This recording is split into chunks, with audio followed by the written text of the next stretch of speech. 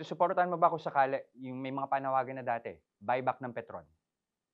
Lahat dapat lang na bawiin ito ng gobyerno.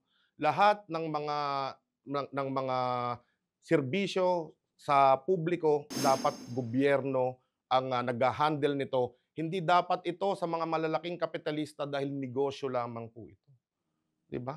Katulad po ng telecommunication, katulad ng tubig, 'di ba? Lahat prinivatized na, katulad din ng Petron, May 'di ba? kakayahan ba ang gobyerno? Gobyerno ang nagsimula. Bakit ang tamad ninyong magpatakbo ng mga serbisyo sa publiko, serbisyo sa bayan? Ibig bang sabihin hindi niyo kayang patakbuhin katulad ng Petron, katulad ng NAIA? Ibig bang sabihin nito yung hina-hire natin do'n sa mga departamento na 'yan ay walang kakayanan? Gano'n ba kahina? Dahil nga kasi ang nangyayari, Sir Jester, ang ina-appoint natin kaibigan. Hindi talaga yung expert doon sa kung anong department ka katulad sa transportation, hindi marunong mag-commute, baka nga hindi nagda-drive kasi may sariling driver.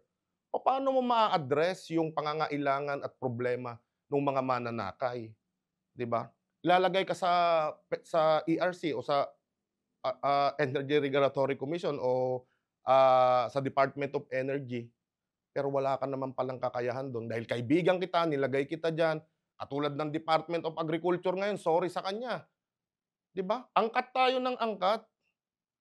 Hindi natin tinutulungan yung mga magsasaka na dapat yan yung priority dapat ng Department of Agriculture.